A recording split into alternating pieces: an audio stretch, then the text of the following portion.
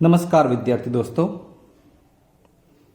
આવો આજે આપણે હવે વર્તુળ પ્રકરણના બીજા લેસનમાં બાકીની થિયરી અને પ્રમેય વિશે આજે જોઈશું. અહીં મેં એક આકૃતિ બનાવી છે.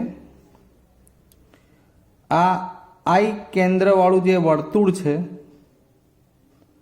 તમે જોશો તો એની ખબર પડશે કે એની બહાર એક ત્રિકોણ છે, પણ એ કોઈ ચોક્કસ કન્ડિશનથી બનેલ છે કે જેમાં આ ત્રિકોણની દરેક બાજુને આ વર્તુળ સ્પર્શે છે, એવું કહી શકાય. તો આવી પરિસ્થિતિ થાય ત્યારે આ ત્રિકોણના અંદરના ભાગમાં જ વર્તુળ બને. એટલે એવા સમયે આપણે એને અંતઃવૃત્ત એવું કહીશું. તો અંતઃવૃત્ત કોને કહેવું ત્રિકોણનું?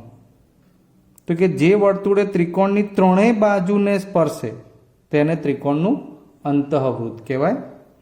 અહીં આ કાટકોણ ત્રિકોણ માટે તમારે ધોરણ 10માં એમાં ટાઇટલ આધારિત એક્ઝામ્પલ પૂછી શકાય કે જ્યારે આ રીતનું કાટકોણ ત્રિકોણમાં અંતઃવૃત્ત બનતું હોય ત્યારે એ વર્તુળની જે ત્રિજ્યા છે, માનો કે આ વર્તુળની આપણે ત્રિજ્યા આ રીતે આમ બનાવીએ તો આ થઈ વર્તુળની ત્રિજ્યા.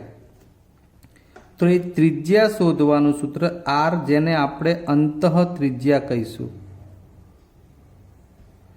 તો એ અંતઃ ત્રિજ્યા આર એટલે એનો પાયો વત્તા વેધ માઇનસ કર્ણ ભાગ્યા 2. એટલે કે આર બરાબર, આ ત્રિકોણના સંદર્ભમાં કહેવા જાવ તો પાયો અને વેધ એટલે AB વત્તા BC માઇનસ કર્ણ AC ભાગ્યા 2. બરાબર છે. અને સ્મોલ ABC બાજુઓના સંદર્ભમાં કેવું હોય તો એ પ્રમાણે ખૂણા એની સામેની બાજુ સ્મોલ એ, ખૂણા સીની સામેની બાજુ સ્મોલ સી છે, ખૂણા બીની સામેની બાજુ સ્મોલ બી કહેવાશે. હવે આની સાથે સાથે બીજું એક સૂત્ર પણ છે, એ પણ આપણે લખી નાખીએ કે ત્રિકોણનું ક્ષેત્રફળ. આ ટાઇટલ તમારે યાદ રાખવાના રહેશે. 1/2 ગુણ્યા આર ગુણ્યા એસ. હવે તમને પ્રશ્ન થાય કે આમાં 1/2 તમે ઓળખો. આર એટલે ત્રિકોણની આ અંતઃ ત્રિજ્યા, એ પણ ખબર પડી ગઈ. જ્યાં એસ એટલે શું તો એ તમને કહી દઉં. એસ એટલે અર્ધ પરિમિતિ, જેને આપણે ત્રિકોણની 3 બાજુઓ સ્મોલ લેટર્સમાં લખી છે, એ વત્તા બી વત્તા સી ભાગ્યા 2 હેરોનના સૂત્રમાં આવતું હતું. એ પ્રમાણે વિચારવાની છે. ઓકે, ચલો અહીંયા પણ એક ટાઇટલ બનાવવાનું છે. આ જીવા છેદિકાના ખંડો છે. આ રેખા AB અને આ રેખા CD બંને બહારના બિંદુમાં છેદે છે એવું બતાવ્યું છે. તો એનાથી શું ટાઇટલ બને છે એ તમારે સીધું જ યાદ રાખવાનું છે. સૌથી પહેલાં તો સમજી લો કે આ P બિંદુથી A અને P બિંદુથી B એ છેદિકાના ખંડો થયા. તો એક છેદિકાના આ બંને ખંડોનો ગુણાકાર એટલે PA ગુણ્યા PB, અને સામે બીજી છેદિકા એના છેદિકાના ખંડો એટલે PC ગુણ્યા PD. આ બંનેનો ગુણાકાર સરખો થાય છે એવું આપણે આ યાદ રાખવાનું છે. એક ગુણમાં પ્રશ્ન પૂછી શકાય અથવા ખાલી જગ્યામાં પણ પૂછી શકાય. ઓકે, એથી આગળ છેદિકા અને સ્પર્શકની વાત છે. આ AB વર્તુળની છેદિકા બનશે, PT વર્તુળનો સ્પર્શક બનશે. એના માટેનું ટાઇટલ યાદ રાખો. આ P બહારના બિંદુથી T સ્પર્શ બિંદુ સુધીનું અંતર એટલે આને સ્પર્શકની લંબાઈ કહેવાય. તો આનું સૂત્ર આવું બને છે PT². સ્પર્શકની લંબાઈ જે કોઈ બને છેદિકા સાથે ત્યારની વાત છે. એટલે આ સ્પર્શકની લંબાઈનો વર્ગ એ આ છેદિકાના ખંડોના ગુણાકાર જેટલો થાય. એટલે કે P થી A અંતર PA ગુણ્યા P થી B અંતર PB. આ સૂત્ર યાદ રાખવાનું છે. ઓકે, એટલે PT² બરાબર PA ગુણ્યા PB, અને અહીંયા જીવા ખંડોનો, એક જીવા ઉપરના ખંડોનો ગુણાકાર એ સામેની બીજી જીવાના ખંડોના ગુણાકાર જેટલો થાય એવું ટાઇટલ યાદ રાખવાનું છે. હવે હું તમને કેટલીક આકૃતિ બતાવું છું જેમાં આપણે એ સામાન્ય સ્પર્શકની ચર્ચા કરવાની છે. મિત્રો, અહીં આપણે સામાન્ય સ્પર્શકની ચર્ચા કરવાની છે. સૌથી પહેલાં તો એક વાત સમજી લો કે જ્યારે બે વર્તુળોમાં બંને વર્તુળમાં એક વર્તુળની અંદર બીજું વર્તુળ હોય અને છેદતા ના હોય ત્યારે એ વર્તુળને સામાન્ય સ્પર્શક ન મળે. નંબર 2, આ સામાન્ય સ્પર્શક એટલે શું? તો સામાન્ય સ્પર્શક કોને કહેવાય? તો સામાન્ય સ્પર્શક એટલે એ સ્પર્શક માટે એના બે બિંદુઓ એ વર્તુળને અલગ અલગ વર્તુળને સ્પર્શતા હોય, અથવા કોઈ એક જ જગ્યાએ પણ એ બંને વર્તુળ માટે એ રેખા એટલે કે જે સામાન્ય સ્પર્શક છે એનું બિંદુ એને સ્પર્શતું હોય. આકૃતિ ઉપરથી જ આપણે ખાસ સમજવાનું છે, તમને પ્રશ્ન થઈ શકે. જુઓ, આ આકૃતિમાં બે વર્તુળો પરસ્પર છેદતા નથી, એટલે એવું પૂછવામાં આવે કે બે પરસ્પર છેદતા ના હોય તેવા વર્તુળોને સામાન્ય સ્પર્શક કેટલા મળે? તો એની વાત કરી લઈએ. તો આવા બે વર્તુળો કે જ્યારે પરસ્પર એ બહારથી મતલબ છેદતા ન હોય ત્યારે જો આ એક સામાન્ય સ્પર્શક થયો, આ રેખા બીજી 2 સામાન્ય સ્પર્શક, આ ત્રીજી 3 અને આ 4. કોઈ એક સામાન્ય સ્પર્શકની વાત કરીએ છીએ ત્યારે એ રેખા એ બંને વર્તુળને સ્પર્શતી હોય. જુઓ, દાખલા તરીકે આ રેખાની વાત કરું તો જુઓ, અહીંયા પણ સ્પર્શે છે અને અહીંયા પણ સ્પર્શે છે, એટલે એ સામાન્ય સ્પર્શક થયું. એટલે એવી રીતે બે વર્તુળો જ્યારે પરસ્પર બહારથી ન છેદતા હોય ત્યારે એને 4 સ્પર્શકો સામાન્ય મળે. બીજી કન્ડિશન, બહારથી સ્પર્શે છે, જુઓ એક જ બિંદુમાં સ્પર્શે છે, તો જ્યારે બહારથી બે વર્તુળો સ્પર્શતા હોય ત્યારે આને આ 1, 2 અને 3 સામાન્ય સ્પર્શક મળે. નેક્સ્ટ, આ છેદતા વર્તુળ થઈ ગયા. બે વર્તુળો બે ભિન્ન બિંદુમાં છેદતા હોય ત્યારે કેટલા સામાન્ય સ્પર્શક? તો આ 1 અને 2. અને છેલ્લે વર્તુળો પરસ્પર અંદરથી સ્પર્શતા હોય, આ એક જ બિંદુમાં સ્પર્શે છે, એટલે બંને માટે આ એક જ સામાન્ય સ્પર્શક બને. અને જ્યારે બે વર્તુળો પરસ્પર છેદતા ન હોય અને અંદર હોય એકબીજાની, ત્યારે એને એક પણ સામાન્ય સ્પર્શક મળે નહીં. ક્લિયર? એટલે આટલી બાબત તમારે ધ્યાનમાં લેવાની છે. અને હવે આપણે પ્રમેયની ચર્ચા કરીએ, જે ખૂબ 2 પ્રમેય અગત્યના છે એ સાબિત કરીએ. ચાલો મિત્રો, આ વર્તુળના પ્રકરણ માટેનો આઈએમપી પ્રમેય છે. ટાઇટલ વાંચીએ. વર્તુળના કોઈ બિંદુએ દોરેલ સ્પર્શક એ સ્પર્શ બિંદુમાંથી પસાર થતી ત્રિજ્યાને લંબ હોય છે. 10.1 લગભગ પ્રમેય છે આ તમારો. પોઈન્ટથી મતલબ નથી, ટાઇટલથી મતલબ હોવું જોઈએ. વર્તુળના કોઈ બિંદુએ સ્પર્શક દોરેલો સ્પર્શક એ સ્પર્શ બિંદુમાંથી પસાર થતી ત્રિજ્યાને લંબ હોય છે. જરા આપણે એને આકૃતિથી સમજીએ. હવે આ એક વર્તુળ બનાવ્યું મેં બાજુમાં, આ એનો સ્પર્શક એટલે XY, જેને આપણે સ્પર્શક કહ્યો. P એ સ્પર્શ બિંદુ બને, અહીંયા સ્પર્શે છે માટે. અને હવે એક ત્રિજ્યા પણ બનાવીએ તો ખબર પડશે તમને કે આ OP એ ત્રિજ્યા થઈ, જે આ XY ને P બિંદુ આગળ લંબ હોય, અહીંયા કાટખૂણો બનાવે એવું સાબિત કરવાનું છે. તો સૌથી પહેલા પક્ષ લખીએ કે રેખા XY જે સ્પર્શક છે એ O કેન્દ્રવાળા વર્તુળને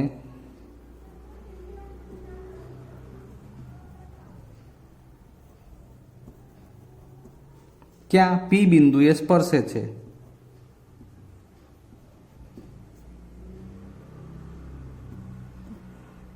દોરેલો સ્પર્શક છે. જે આપેલી બાબત હોય એને પક્ષમાં લઈ શકાય. તમને કહ્યું છે કે વર્તુળના કોઈ બિંદુએ દોરેલો સ્પર્શક, આ આપેલી બાબત કહેવાય. એટલે આપણે P બિંદુએ જે સ્પર્શક બનાવે XY એ લખ્યું કે XY એ O કેન્દ્રવાળા વર્તુળને P બિંદુએ દોરેલો સ્પર્શક છે. હવે એ શું કહે છે કે ત્રિજ્યાને લંબ હોય એવું સાબિત કરવાનું છે. ત્રિજ્યા છે OP, લંબ કોણ હોય? XY. એટલે સાબિત કરવાનું છે આપણે એમાં OP લંબ XY. હવે સાબિતી બહુ તર્કસંગત દલીલોથી સાબિત કરવાનું હોય છે, એટલે સીધી જ વાત કરીશું કે XY પર એટલે કે આ સ્પર્શક પર P સિવાય નું કોઈ બિંદુ Q લો તથા OQ દોરો. ધ્યાન આપજો. હવે આપણે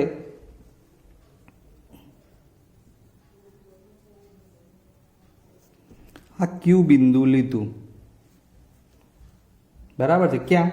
એક્સ વાય પર. એટલે આ રેખા એક્સ વાય પર પી સિવાયનું, આ પી છે એ સિવાયનું ક્યુ બિંદુ લીધું છે અને ઓ ક્યુ જોડી દીધું. હવે મૂળ વાત ઉપર આવો કે બિંદુ ક્યુ એ ક્યાં ક્યાં હોઈ શકે. ક્યુ બિંદુ વિશે વાત કરવી છે, એના સ્થાન વિશેની ચર્ચા કરવી છે.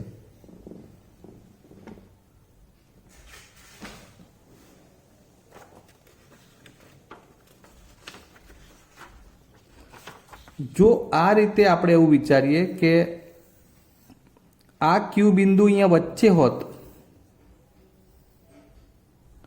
તો એમાંથી પસાર થતી રેખા એ વર્તુળને બે ભિન્ન બિંદુમાં છેદે. એટલે કે જો એ ક્યુ બિંદુ એ વર્તુળની અંદર હોય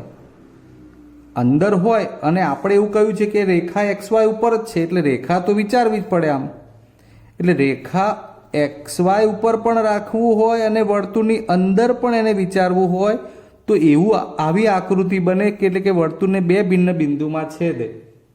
તો આ છેદિકા બને, સ્પર્શક રહે નહીં. એટલે એ શક્યતા કે જે અંદર હોય એ નકારી શકાય. એટલે આપણે એના વિશે લખવાનું થશે. હવે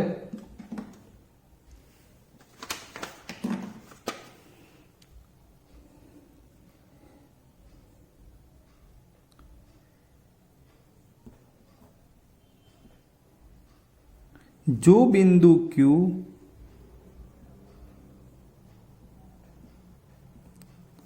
પહેલા તો લખ્યું છે કે વર્તુળના બહારના ભાગમાં જ હોય, એનું કારણ આપણે લઈએ છીએ.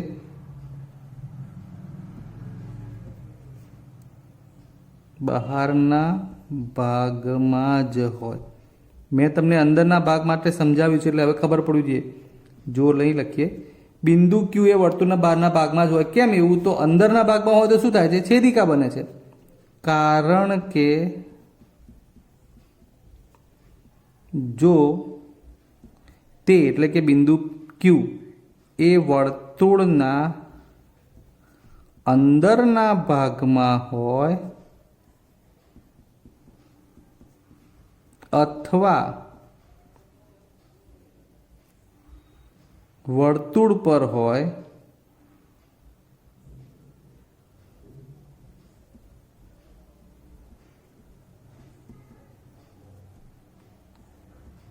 તો એક્સ વાય એ વર્તુળની છેદિકા બને, સ્પર્શક નહીં. બરાબર છે? જો આ ક્યુ બિંદુ અંદર હોત તો આ રેખા અંદર જાત અને બે ભિન્ન બિંદુમાં છેદે. અને પી સિવાયનું ક્યુ બિંદુ લેવું હોય તો તમારે પીનું સ્થાન અહીંયા છે એટલે પી સિવાય વિચારો ત્યારે પણ એવું કહી શકાય કે વર્તુળ ઉપર હોય તો પણ ન બને. એટલે બે શક્યતાઓ નકારી. માટે કહી શકાય કે ક્યુ એ વર્તુળના બહારના ભાગમાં જ હોય. હવે મૂળ વાત, જો ક્યુ બિંદુ વર્તુળની બહાર હોય તો તમે હવે વિચારો કે આ ઓ ક્યુ અને આ ત્રિજ્યા, આમાં કોણ મોટું હોય? તો સ્વાભાવિક છે કે ઓ ક્યુ. તો માટે ઓ ક્યુ એ વર્તુળની ત્રિજ્યાથી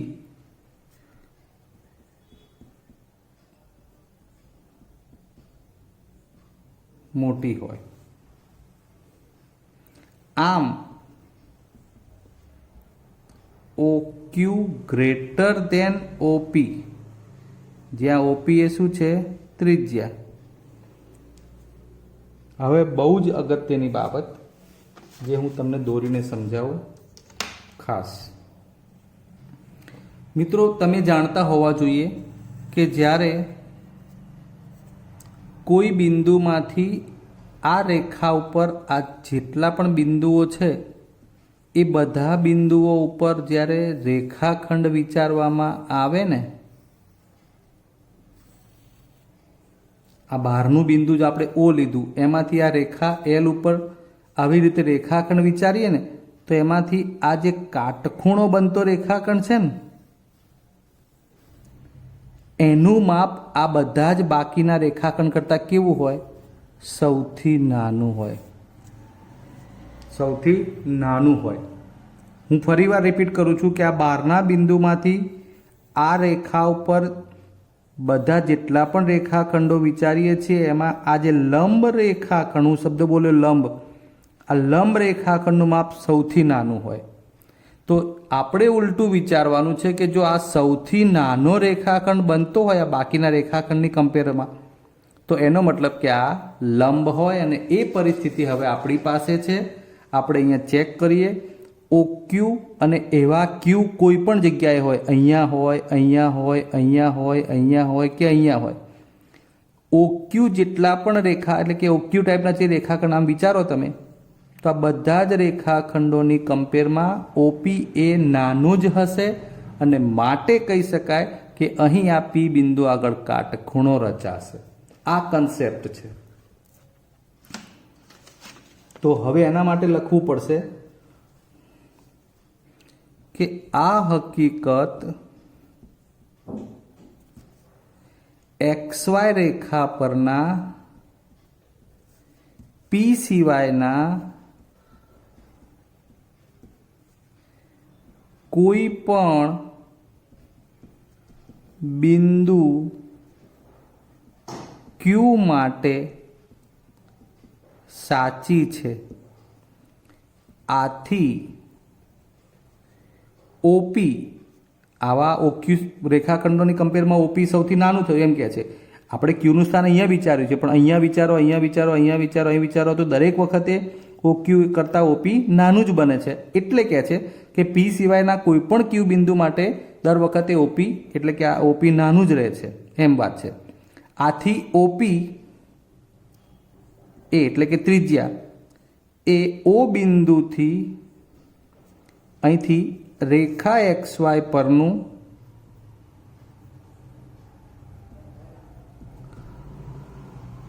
ઓછામાં ઓછું અંતર છે.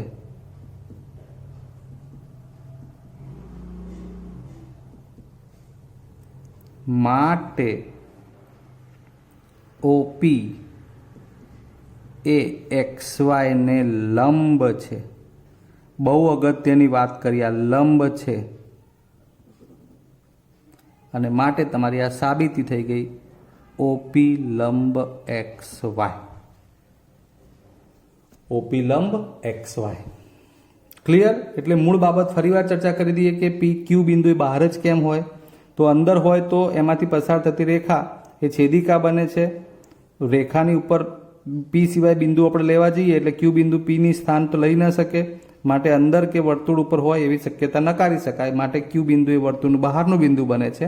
અને બહારનું બને છે ત્યારે દરેક વખતે આવા Q પ્રકારના બિંદુ સાથે આ ઓથી રેખાખંડ જોડો એ આ ત્રિજ્યાના માપ કરતાં મોટો જ બને, એટલે ત્રિજ્યા સૌથી નાની બને. અને માટે આવા બહારના બિંદુમાંથી રેખા ઉપર જે નાનો રેખાખંડ બને એ હંમેશા એને લંબ હોય. માટે અહીં OP એ XY ને લંબ બને છે. ચલો હવે એક બીજો પ્રમેય લઈ લઈએ. ચલો મિત્રો, એક બીજો પ્રમેય છે. એમાં સાબિત કરો કે વર્તુળની બહારના બિંદુમાંથી દોરેલા સ્પર્શકની લંબાઈ સમાન હોય. પક્ષ લેવાનું છે. અહીંયા આ O કેન્દ્રિત વર્તુળ છે, બહારનું બિંદુ P છે. એટલે બિંદુ P એ O કેન્દ્રવાળા વર્તુળની બહારનું બિંદુ છે. પછી શું લખ્યું છે? એમાંથી દોરેલા સ્પર્શકો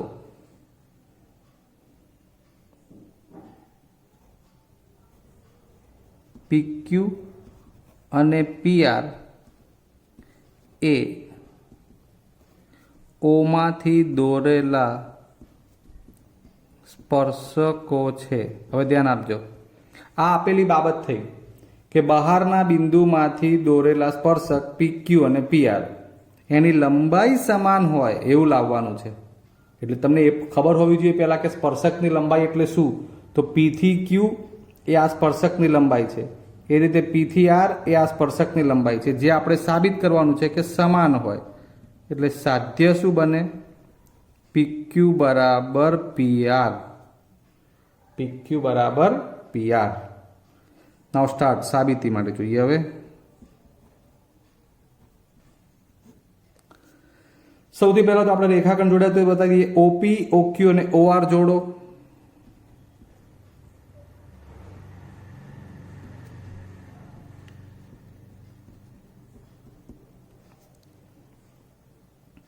હવે શું કરી શકીએ? તો આપણે જે પ્રમેય આગળ જોયો એ અનુસાર આપણે ખૂણા પી ક્યુ ઓ, પી ક્યુ ઓ અને ખૂણા પી આર ઓ, આ બંને એ તમે જોશો તો ખબર પડે. આ સ્પર્શ બિંદુમાંથી ત્રિજ્યા દોરી, આ સ્પર્શ બિંદુમાંથી ત્રિજ્યા દોરી એટલે અહીં કાટ ખૂણા બનાવે. આપણે જોયું છે 10.1માં, બરાબર કે નહીં? એટલે એ અનુસાર આપણે પહેલાં વાત કરવી છે. તો ખૂણો પી ક્યુ ઓ અને ખૂણો પી આર ઓ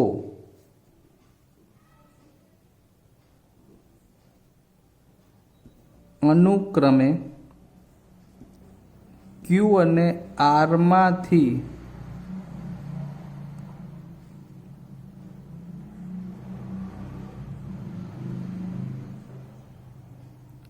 પસાર થતી ત્રિજ્યા દ્વારા બનતા ખૂણા હોવાથી કાટખૂણા બને.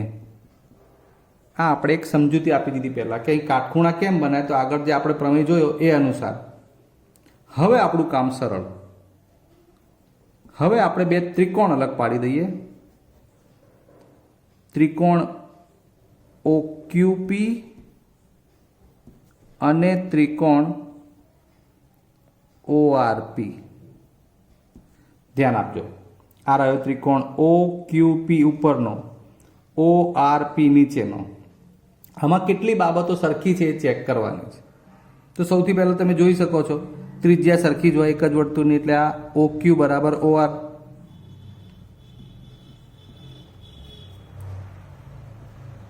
એક જ વર્તુળની ત્રિજ્યા. ચાલો, એટલે ઓક્યુ અને ઓઆર તો સમાન આવી ગયું. આ ભાગ સરખો મળ્યો. આ ઓક્યુ, આ ઓઆર. ચલો, એક એક સરખી નિશાની બતાવી. હવે વળી બંનેમાં જુઓ, આ ઓપી રેખાખંડ કોમન છે, હે ને? આ જે ઘટ્ટ કરું છું એ બંનેમાં છે. ઉપરના ત્રિકોણમાં પણ છે અને નીચેના ત્રિકોણમાં પણ છે. એટલે આપણે પાછું ફરીવાર એવું લખી શકીએ કે ઓપી બરાબર ઓપી. આવું તમે ધોરણ 9માં ભણી જ ગયા છો. સામાન્ય રેખાખંડ અથવા સામાન્ય બાજુ. હવે ત્રીજી બાબત, કાટખૂણા આ રહ્યા. એટલે કે ખૂણો ઓક્યુપી અથવા તો પી ક્યુ ઓ અને ખૂણો પી આર ઓ.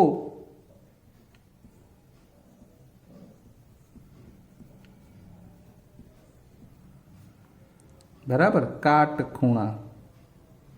હવે ધ્યાન આપો, કઈ શરત થઈ? કાટખૂણો, કર્ણ અને બાજુ.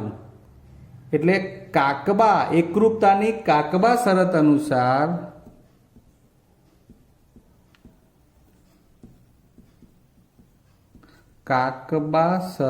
અનુસાર શું બનશે? બંને ત્રિકોણો એકરૂપ. કયા બંને ત્રિકોણો જે આપણે આગળ લીધા છે? ઓક્યુપી. આ એકરૂપનું નિશાન ઓઆરપી.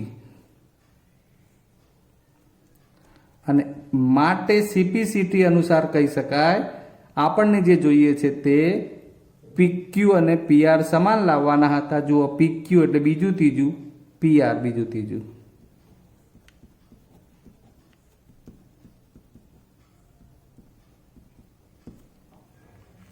ક્લિયર? તો આ પ્રમાણે તમે આખો પ્રમેય સરસ મજાનો તૈયાર કરજો. આજે આપણે બે પ્રમેય અને અન્ય થિયરી જોઈ છે, એટલે આ ચેપ્ટરમાંથી તમારા થિયરીનું કામ મેં તમને પૂર્ણ કરી આપ્યું. ક્લિયર? હવે થોડા ઘણા દાખલા ને એવું હશે, આવતી વખતના લેક્ચરમાં લઈશું. ખાસ પ્રમેય માટે વારંવાર મારા લેક્ચરમાં તો આ જ વસ્તુની સૂચના હોય કે પ્રમેય સાબિત કર્યો હોય એટલે તરત તમારે 3 વખત મિનિમમ લખીને તૈયાર કરવાનો જ હોય છે. અને જે તમારે કરવો પણ પડશે. ચાલો ત્યારે રજા લઈએ, આવતી વખત મળીશું. જય હિન્દ.